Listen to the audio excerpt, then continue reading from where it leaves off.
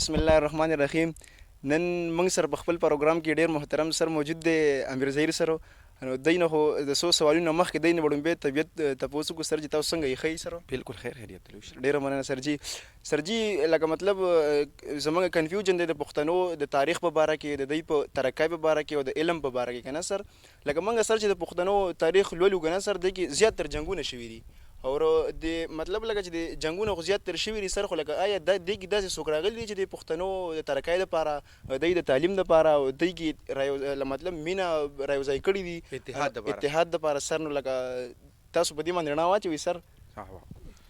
ټیک ده، بالکل دا ډیر ښه کوېسچن دی کنه چې لکه صرف جنگونه دي نه، آیا د جنگونو په منځ کې څوک داسې را پیدا شوي دي راغلي دي منځ ته چې د پښتانه را یو ځای کړي، یو موټی کړي کنه، او د دې د ترقۍ لپاره کار کړی، د علم لپاره، د پوهې د خورولو لپاره کار کړی. نو دا بیسیکلی څلور کسان تیر شوي دي چې هغه پښتانه په یو ساده پس چې کوم نه داسې یو سړی پیدا شوی چې پښتانه را یو ځای کړي دي، د هغه د لپاره تحریک چلولې. بالکل لومبه چې کوم دی نه دا پیر روخان دی، پیر روخان بایزید انصاری نوم، په دې باندې یو ویډیو زموږ شته د 1525 چې کوم نه پیدا شو، 1585 وفات وو، لکه 14مه صدۍ کې تیر شوی دی. نو د چې کوم نه دی را پیدا شو، چې د اول عالم نو چې دی عالم، نو دا اول پښتنو کې علم خورولو لپاره چې کوم دنه کار وکړو، د علم رڼا. بیا د هغې نه پس چې کوم دنه توره لکه لاس تکړه، او دغه ټیم چې کوم دنه پښتانه لکه د مغولو په غلامۍ کې وو. نو د اکبر باچا زمانه وه، او د اکبر باچا په دې زمانه کې چې کوم دنه د یو تحریک چې کوم دنه شروع کړو، هغې د روشنایي تحریک وي، لکه چې هغه د علم رڼا خورئ کنه. نو د علم رڼا او بیا هغه اتحاد ته یو انقلاب غونډه کې جوړ شو. په دنیا کې هم سر لکه ډیر کار، بالکل لکه د په یو وخت کې چې کوم دنه د توري او د قلم د دواړو مالک وکړه. نو هغه چې کوم دنه پښتانه راوځای کړل، او په دې کې ډیر زیات کامیاب شو، ځکه چې د دې مشهور چې بونیر کې کوم جنگ شو نو هغې کې 1585 کې، نو په هغې کې یوسف زو چې کوم دنه مغولو له شکست ورکړو، او د هغې 8000 کسان دلته کې په لښکر مړه شوي کتل شوي پکې.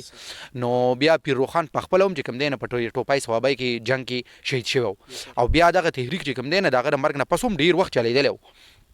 بیا چې کله بیا په پښتنو کې چې کوم دنه دغه جنگونه یا اختلافات رالل، نو بیا بله صدۍ کې چې کوم دنه خوشحال خان پیدا شو. نو خوشحال خان چې کوم دنه داسې 1613 کې پیدا شو کنه. نو د دغې وخت نه خوشحال خان بیا یو پیرې ته بیا لکه چې هغه وایي چې د افغان په ننګ مې وتړلې توره، ننګیالی د زمانې خوشحال خټک یم. او یا یو بل شاعر وایي چې دا نر خوشحالو چې لښکرې کړي، په پښتنو کې لښکرې ګرانې وي. نو اگر چې موږ مخکې هم په ویډیوز کې ویلي دي چې خوشحال خان اول کې چې د مغولو ګله منصبدار و که نه، نو د ده او د یوسف زو منځ کې جنګونه هم شوي، خو دی وروستو بیا په هغې باندې ډېر خفه و، بیا یې ټول پښتانه را یو ځای کړل، او بیا یې د مغولو خلاف چې کوم دی نه ښه کامیاب جنګونه هم وکړل. او اورنګزیب عالمګیر د ده د وجې نه لکه بیا ډېر پریشانه و که نه. او د پښتنو د سمې علاقه چې کوم ده نه د پیر روخان دور کې هم او د خوشحال خان دور کې هم دا د مغولو نه ازاده وه. بیا نو د غرونو علاقه او د سمې علاقه چې کوم دی نه د هغې قبضه کې به راله. نو دا خوشحال خان بیا را دویم، او دریم چې کوم دی نه بیا بله صدۍ کې چې کوم دی نه بیا یو صدي واړې ده، او هغه د کندهار د علاقې و احمدشاه، نه احمدشاه ابدالي، احمدشاه دراني باندې مشهور دی که نه. هغه د خو په افغانستان کې چې کوم دی نه لکه بابا کوم فادر اف د نیشن ورته کتلی شي، هغه په کریډټ باندې دا یو غټ کار دی چې هغه اول افغانستان د ایران نه آزاد کړو، نو د غلامۍ نه آزاد کو، او بیا د هغې نه پس چې کوم دی نه دا کار وکړو چې د پښتونخوا ویزټ وکړو، نو ټول پښتانه یو اتحاد یو موټی کړل. او بیا د هغې هغه نظاره چې کوم دی نو ټولې دنیا په د پانیپت په میدان کې ولیده چې پښتانه د احمدشاه بابا د جنډې لاندې که د لر پښتانه دي که د بر پښتانه دي یو ځای او د هندوانو خلاف یې داسې جنګ وکړو چې هندوان یې ډیفیټ کړل، او په هندوستان کې تر 100 کالو پورې چې کوم دی بیا د مسلمانانو حکومت پاتې شو. ګینې که دوی نه راغلي لکه د پښتنو جنګ نه وکړی، نو بس هندوان حکومت اخیستی و. نو بیا احمدشاه بابا دغه کار کړی یو پیرې ته، او بیا د هغې نه پس چې کوم بله صدي واړې ده، نو بلکې 2 صدۍ نه بیا چې کوم دی نو باچا خان وکړو. او باچا خان خو هغه موږ تاسو ته پته ده چې د انګریز زمانه وه، د انګریزانو دور، او د باچا خان چې او د علم د رڼا خورولو لپاره چې کوم دی نه بې شمېره سکولونه جوړ کړل، او چې پښتانه د پښتنو بچي چې کوم دی نه علم حاصل کړي که نه، چې لکه د دنیا نورو قامونو سره لکه منډه کې برابر شي. نو دې لپاره بیا د انګریز خلاف چې کوم دی نو د ازادۍ جنګ و. نو چې د ازادۍ جنګ و، نو چې د انګریز خلاف نو خامخا د باچا خان ته خو به پکې سختې راتلې. نو باچا خان چې کوم دی نه خو صفا خبره ده چې هغه وایي نیم عمر په جیل کې تېر کړی دی که نه. او د انګریز په زمانه کې بیا د پاکستان د ازادۍ نه پس هم چې هغه د پښتنو د حقوقو لپاره جنګ کو، نو هغې کې به هغه په جیل کې و اکثر. نو دا باچا خان بیا پرې شلمه صدای کې چې کوم دی یو داسې آیکان دی مطلب دا دی چې دا څلور غټ تحریکونه چلیدلي دي او دا خلک داسې دي چې په دوی باندې موږ فخر کولی شو اوس دا نه ده ګینې چې دین علاوه نور څوک نشته دین علاوه هم شته خو دا هغه بالکل هغه د ړومبي صف هغه خلک دی چې دوی پښتانه را یو ځای کړي وو او د هغوی د علم دپاره هم او د غلامۍ نه د ازادۍ لپاره هم کار کړی بخښنه غواړم سر ستاسو خبره کټ کومه یو تپوس کوم سر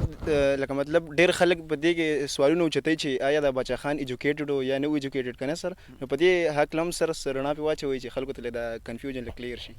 باچا خان خو لکه فارمل ایجوکیشن چې دا څنګه اوس مونږ کالج ته بیا لاړ شو یونیورسټۍ ته لاړ شو دا ایجوکیشن خو هغه نه حاصل کړی لکه دا سبا کې نه ویلې خو دا چې هغه خو لیک لوس والا ورته که نه دومره سبا کې ویلو چې هغه له ریډینګ رایټینګ ورته او بیا خو هغه یو انټلیکچوال یو سټیټسمین و لکه مطلب دا دی هغه هره خبره خو بیا د لیکلو قابله وه چې هغه یو سټرګل وچلو نو هغه خو لیډر و که نه نو دا او ډېر پوه یو هوښیار سړی و نو د هغه خو بیا چې کوم دی نه لکه داسې یو حد ته ورسېد چې ډېر